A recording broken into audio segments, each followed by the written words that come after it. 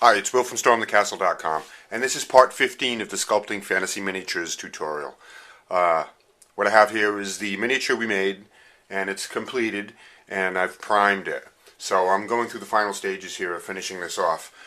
I'm going to prime it, and then I'm going to paint it in stages, and then I'm going to make a little base for it, and I'll put a little terrain on the base, and it'll be all done. And I'll show you that.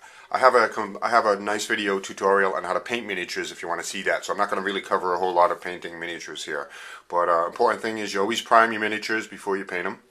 And then when you paint them in stages, the inner portions first. Like in this case, her skin tones I'll paint first. And then I'll work my way out to her clothing and her accoutrements, like her little dagger there and her swords and whatnot. And then I'll make the base, and I'll show you that as I'm done. So this is a short tutorial, and this is the last one.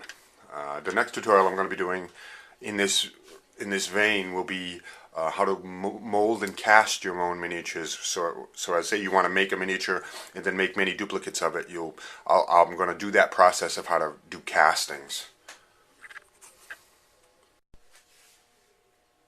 Okay, I've painted in the flesh tones, and it looks pretty good. And so now I'm going to be moving on to doing the various clothing, the swords, the hair, and some detail work. So I'll show you that.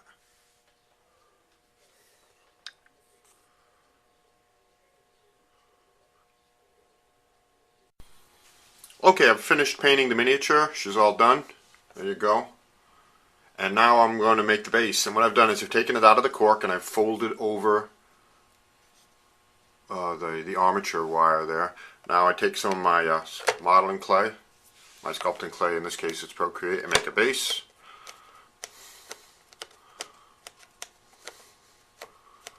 Now I'm doing this on glass so that when it hardens, you see it'll be able to be removed.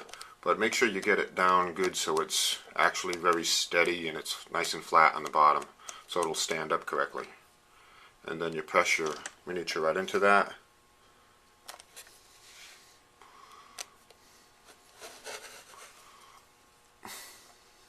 And get it into a nice position, and then sculpt it some with some tools to get it the way you want it, so the base looks good. Cover up the gaps, and you're all set.